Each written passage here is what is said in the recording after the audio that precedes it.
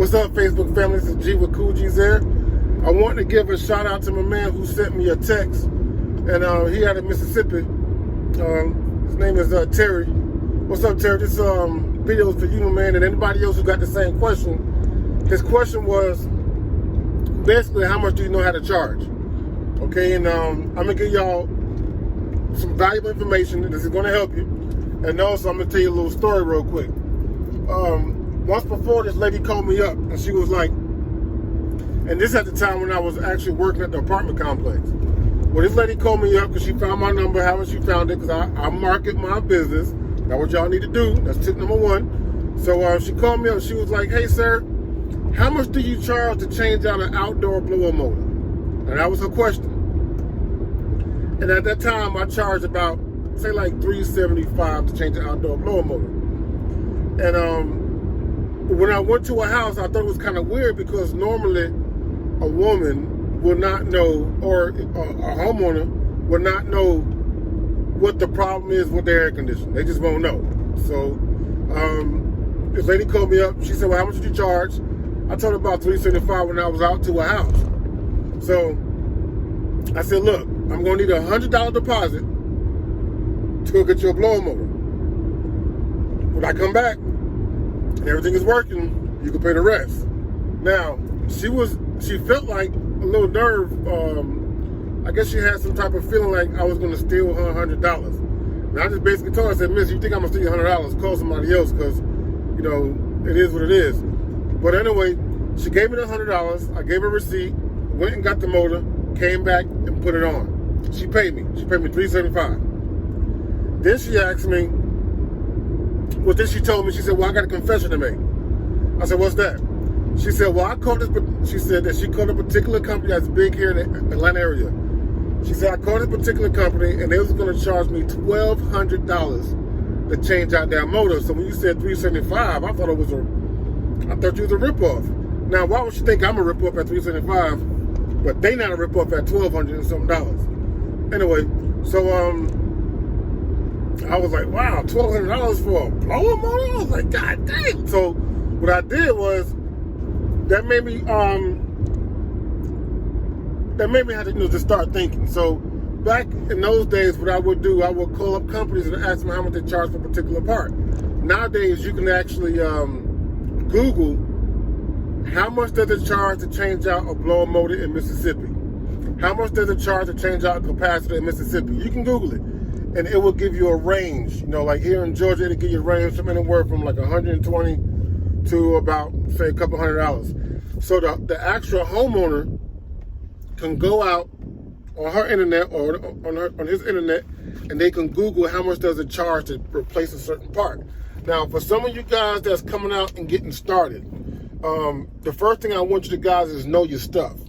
Because number one, don't be going to people's house not knowing your stuff. So if you got your website set up and your business set up, I'm going to assume that you know your stuff because you've been working at the apartment complex for a little while, or you've been doing this for a couple of years, or even maybe less than a couple of years, but you've been doing this. But know your stuff, or have somebody with you that knows their stuff. Because the last thing I want you guys to do, and I say this over and over again, is to be at a customer's house, let them see you shaking your head, not knowing what you're doing. Okay, so I'm a reasonable person, and I have a very large client base. And I'm going to tell you guys in another video about how to retain your client base and how to keep in contact with your clients. Well, I'll tell you now real quick. Well, I'll say this. This is my receipt book. And what you guys got to do is, when you go to the house, I give my customer a receipt. I keep the original. I give them a carbon copy. And with that carbon copy, they got, my flyer, my card, my website, all the information that they already have. So I'm actually leaving the flyer in my house when I leave, and I keep the information. I can email them later, but okay, that's another thing. But anyway, how do you know what to charge? Now, back before I was doing AC, I was having a party for my girlfriend's son one day, and my AC went out. My AC went out on a Saturday, and it was hot. The guy came out there, and I'm like, I don't know what he did, but he fixed the joint, and he charged me about $400. And I was like, yo, you didn't even do nothing. He fixed it, but he spent most of his time talking and not as much time as fixing the stuff that I thought, But anyway, he charged me $400, and I was like, God dang it, $400! These guys are making some good money for that little bitty, piece of work that he's doing. But I paid him, and that was it. So if you're getting out in this HVAC business and you don't know what to charge, I don't like to overcharge my customers. Some customers, you gotta charge them good because it may be night, it may be weekend. Like I'm going to a call right now at 7:10, and it's a 31-mile journey from where I was to where I'm going. I'm charging a little bit extra because it's late, but this is a recurring customer. But and they got 2 units down at the house, and one of them is like, both of them need to be swapped out because they both are getting pretty raggedy. But I keep them maintained. But I charge extra at nighttime. Whether it's 25, whether it's 50, whether it's 100, whether it's 200, it all depends on what I'm doing. So if you don't know what to charge, simply Google it. Google what to charge to change this particular part. Make the phone call to another, maybe to a different HVAC companies. Well, how much do you guys charge to fix this? How much for that? Contractor's rate, from my understanding, is 2.75 times the equipment cost, or 2.50 times the equipment cost on swap outs. Now my swap outs, or my change outs, I do certain replacements. I don't always do duct work and things of that nature. I just do certain replacements, and I have a base fee. So, and just think about it. And I have help. I'll be done with an install in less than 3 hours. Okay? So you think about how much do you want to charge and how much should you make in those 3 hours to do an install. Know what you're doing. That's another thing. You guys, take pride in your work. Definitely take pride in your work. Do neat work. Do clean work. And when I say do clean work, I don't like to have tools all over the place. I don't like to have a bunch of mess all over the place. I make sure the customer's equipment get registered on the website for whatever equipment that I'm using. I do that. I do clean work, and I do my point is to give excellent customer service. And excellent customer service will take you a long way. I had some guys, another side note, I was going through the phone book, and I wanted one of my customers to get her ducts clean. So I checked around in some ads and some some articles, some Let Go of Craigslist, wherever I found these guys at, and it was a duct cleaning service. These guys came out and cleaned the ducts, and by me watching what I was watching, they charged about, I want to say $250 to clean ducts, right? And I asked the guy on the phone, and I messed up because I asked him, were you NACA certified? NACA is that National Air Duct Cleaning Association. NACA, check it out, because we're going to get some duct cleaning equipment pretty soon. So I've been studying duct cleaning. So these guys said, yeah. I said, what type of action are you guys using? He told me, and I have been researching duct cleaning. So I said, okay, that's a pretty good price, actually, for what they're doing. But when he came out, he didn't have the equipment that he should have had. They did a decent job, but I wouldn't ever hire them again because their customer service was good. Their equipment was not good. I saw their equipment they used, and it wasn't NACA approved techniques. So I won't use them again. So the point I'm making is you want your customers to be able to use you again by giving them a good price. Now these guys who clean the ducts, they gave me a good price, but the equipment sucked. You see, so they really can't do an efficient job if you got sorry ass equipment. So I just had another friend of mine come out and help me with an install the other day. He has the swedging tools that go in the end of the drill. And I didn't have those. I was still using couplings.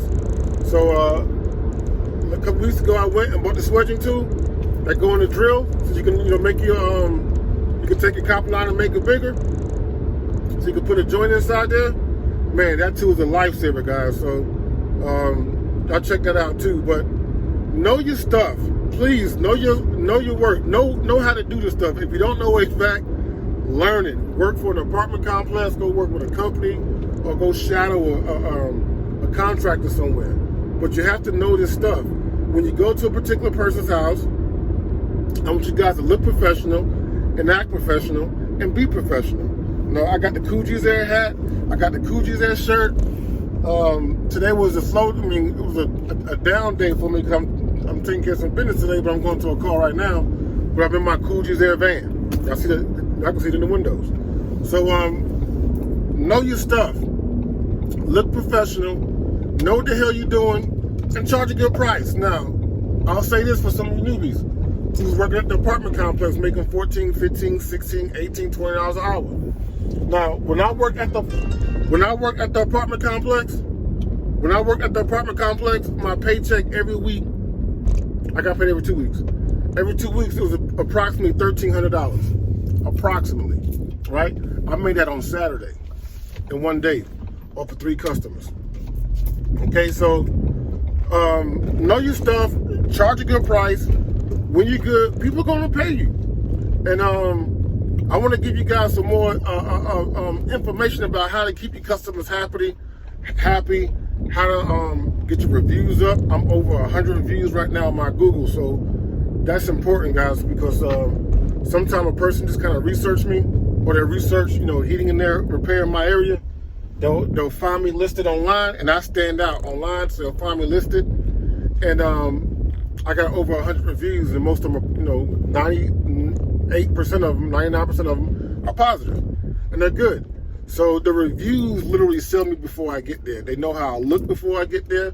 They know where I drive before I get there. They even know how I sound before I get there, because some guys will say, yeah, man, I watched the video, or I saw your website, or I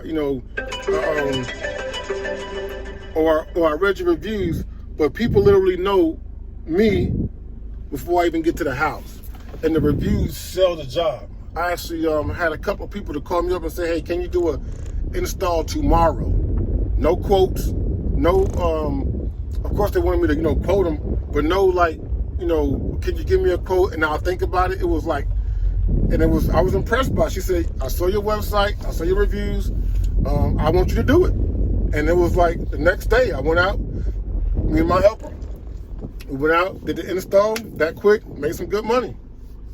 So if you guys are new in the field, I'm talking to the new guys. Some of you guys who are vets in the field, this may not be for you. You're gonna critique my videos, that's fine. Do what you gotta do. I'm here to help you guys out who just starting out, who want to get your feet wet in this business, and go all in. I mean, I'm all in. Get your certifications right, get your paperwork straight, do what you gotta do, but get you some customers, and get them customers and keep them customers happy.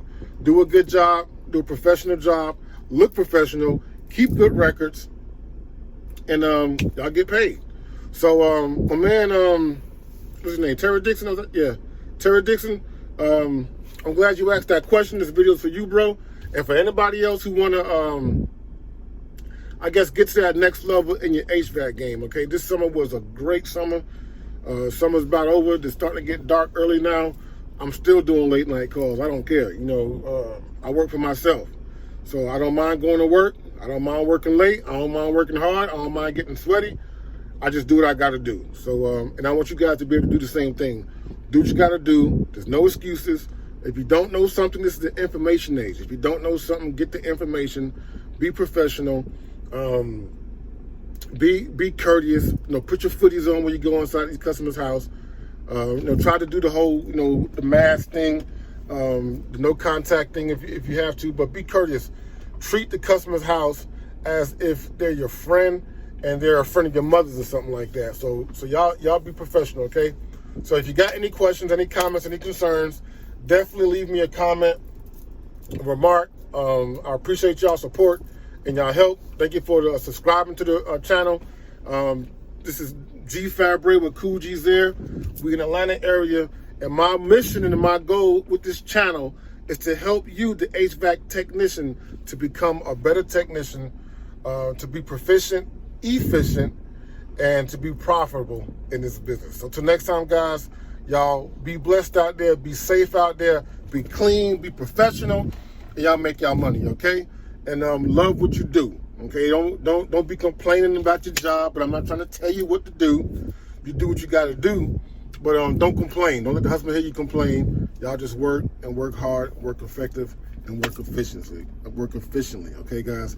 So next time I'm at my next stop, let me go take care of my business. So I'll talk to you guys later, okay? Peace, and I'm out.